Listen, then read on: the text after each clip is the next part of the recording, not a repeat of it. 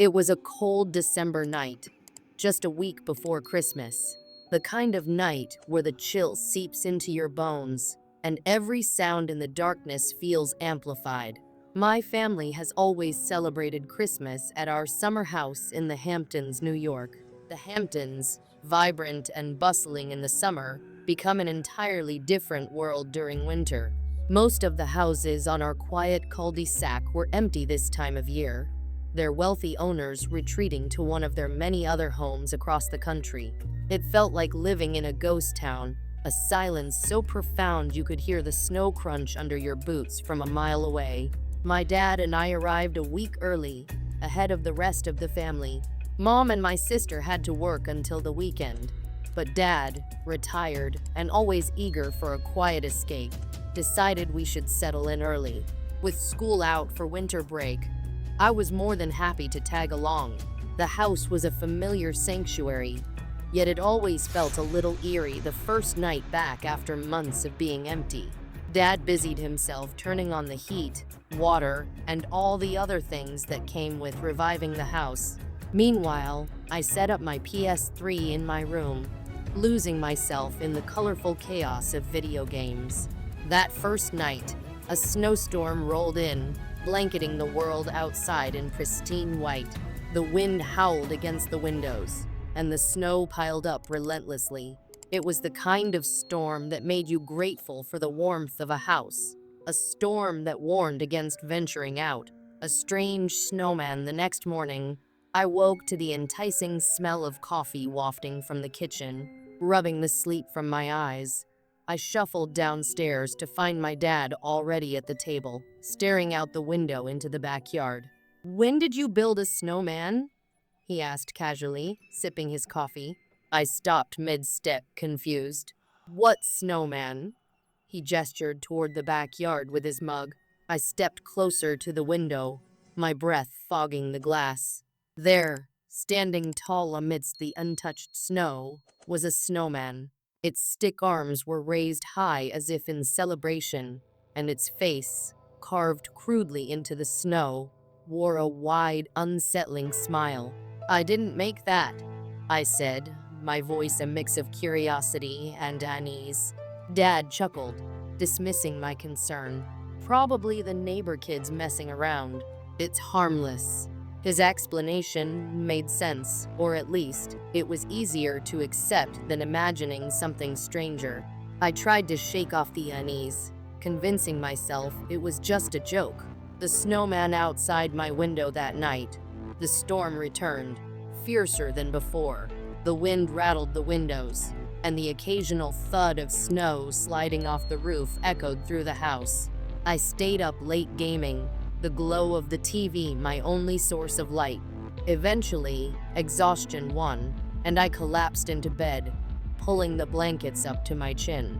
Sometime in the night, a loud thump jolted me awake. My heart raced as I stared at the darkened window. At first, I told myself it was snow falling from the roof, a perfectly reasonable explanation. But as the seconds ticked by, unease crept in. What if it wasn't the snow? I lay frozen under the covers, every creak and groan of the house amplified in the silence.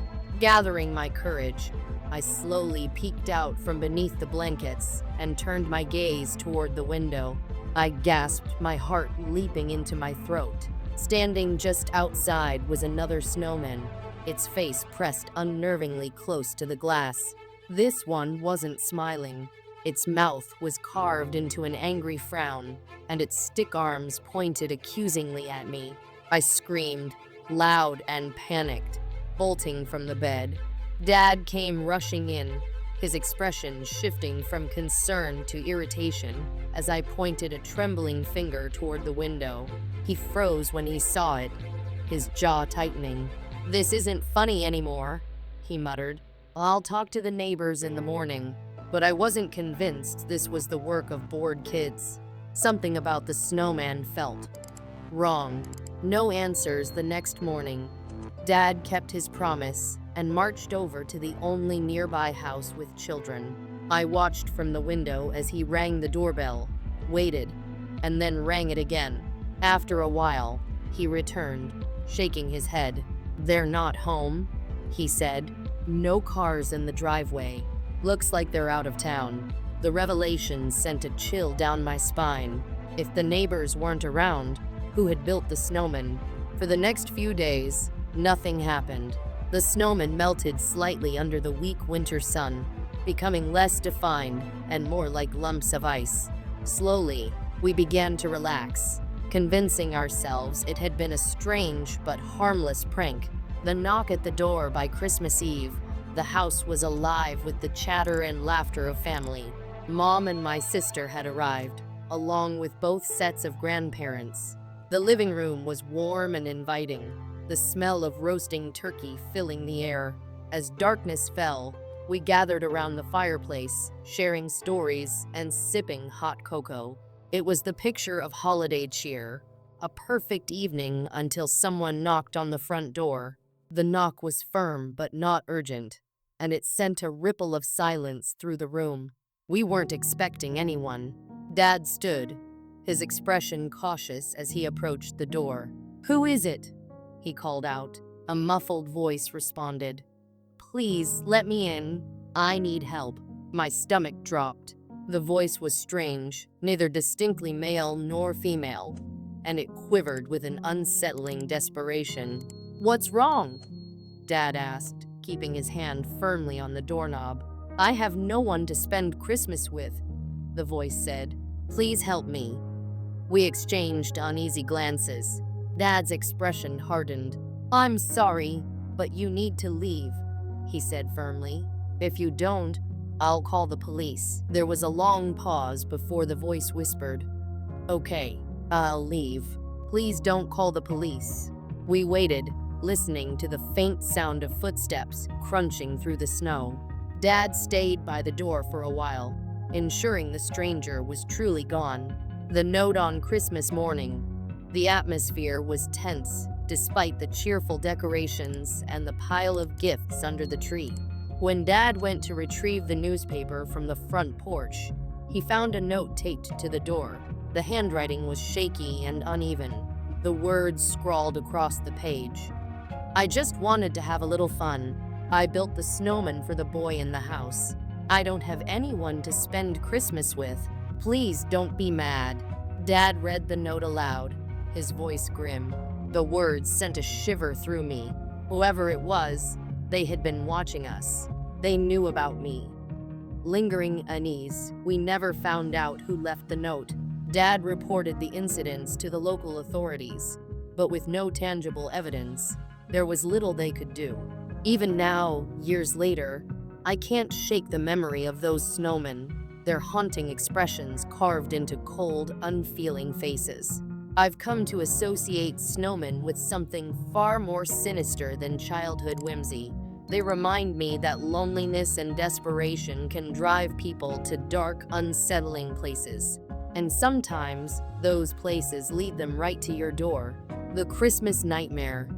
A voice in the woods. The holiday season had always been a time of joy and togetherness for my family.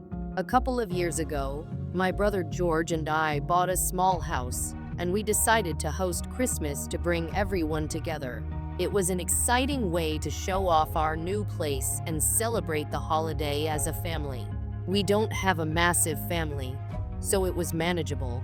Our parents, aunt, uncle, cousin, and sister all planned to visit. My sister, her husband, and their 2 kids were the first to arrive, bringing their lively dog, Mika. Since they lived 2 hours away, they planned to stay overnight. Our other relatives lived closer and planned to leave after dinner. As Christmas Day went on, the house buzzed with laughter, food preparation, and the cheerful chaos of kids and pets. Dinner was delicious and festive.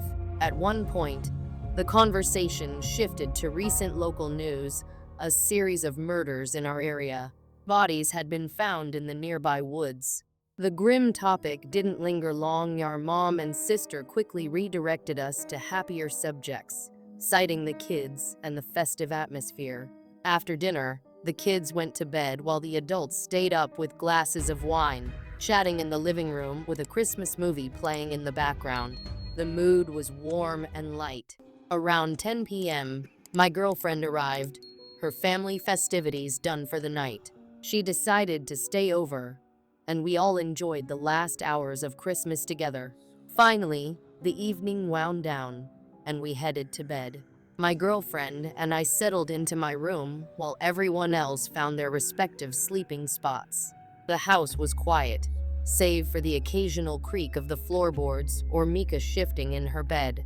The disturbance at around 2 a.m., I was shaken awake by my girlfriend. Groggy, I asked what was wrong. She whispered urgently, "Listen." I strained my ears and heard Mika growling outside our door.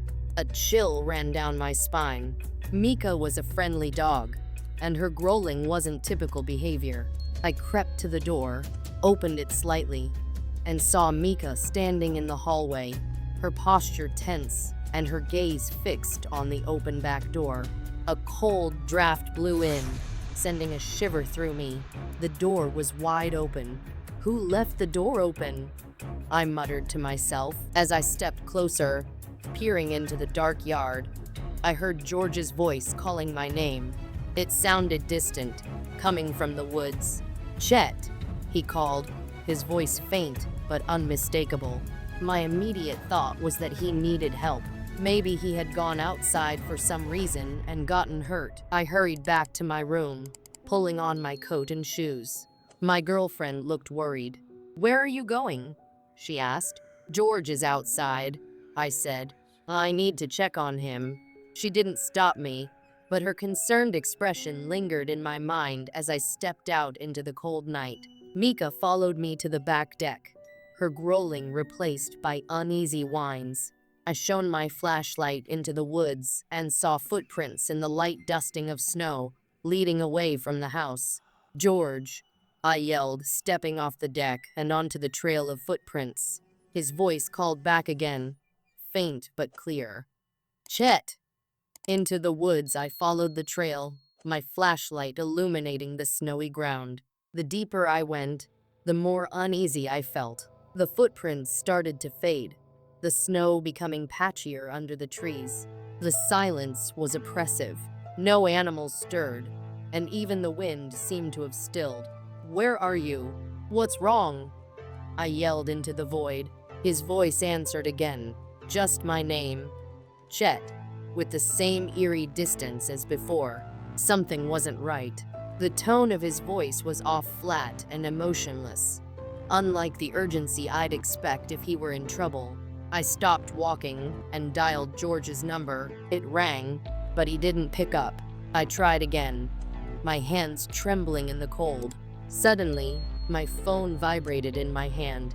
Relief washed over me as I saw my girlfriend's name on the screen. I answered.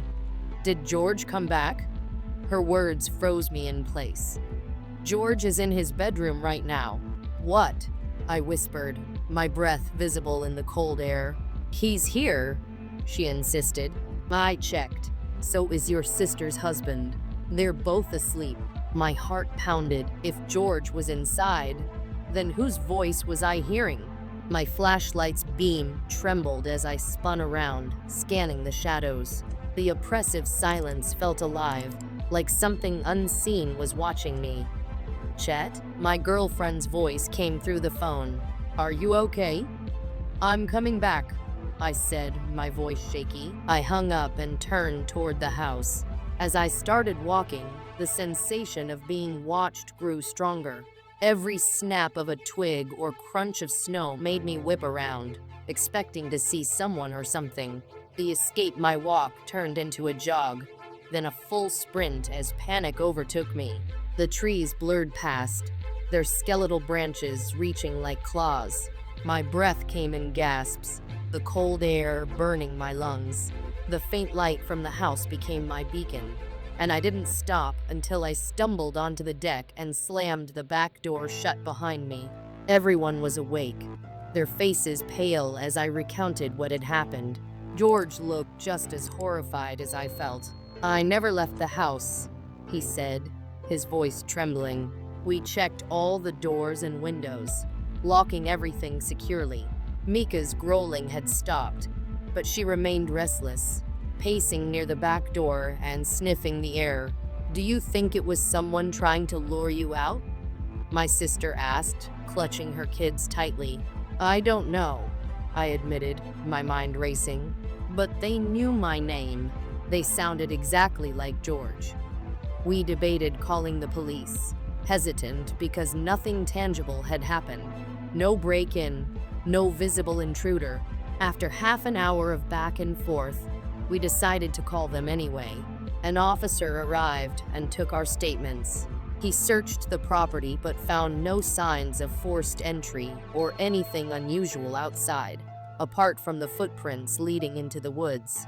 "Could be someone playing a prank," he suggested, though his tone wasn't convincing. "If anything else happens, call us immediately." Lingering fear, the officer left, and the house fell quiet again. But none of us slept that night. Every creak and groan of the house made us jump. My girlfriend and I stayed huddled together, the weight of the night's events pressing down on us. Morning came, and with it, a tentative sense of relief. Nothing else had happened, but the questions remained. Who or what had mimicked George's voice? Why had they tried to lure me into the woods? And how did they know my name? Over the following days, I couldn't shake the feeling of being watched. I avoided the woods completely, even during the day. The murders in the area weighed heavily on my mind. Could it have been connected? Had I narrowly escaped becoming the next victim? Conclusion: to this day, we have no answers. The incident left a scar on our family's Christmas memories, a chilling reminder of the unknown dangers lurking in the dark. I don't know if it was a person, something supernatural, or my own mind playing tricks on me. But one thing is certain: I'll never step into those woods again after dark. Even now, years later, I sometimes wake up in the dead of night, haunted by the sound of George's voice calling my name. Only now, I know better than to follow it.